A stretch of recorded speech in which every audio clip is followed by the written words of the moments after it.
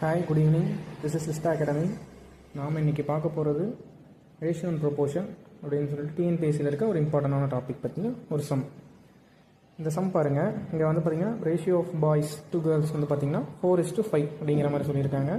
Total number of boys வந்து 20 இருக்காங்க. அப்போ கேர்ள்ஸோட கவுண்ட் என்ன அப்படிங்கிறது தான் கேள்வி. சரிங்களா?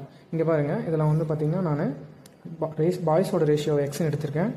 பாய்ஸோட டோட்டல் கவுண்ட் ரேஷியோ இல்லை, டோட்டல் கவுண்ட் வந்து எக்ஸ்ன்னு எடுத்திருக்கேன். கேர்ள்ஸோட டோட்டல் கவுண்ட்டை ஒய்ன்னு எடுத்திருக்கேன். இங்கே பாருங்கள், total count x by y இதோட ரேஷியோ தான் 4:5.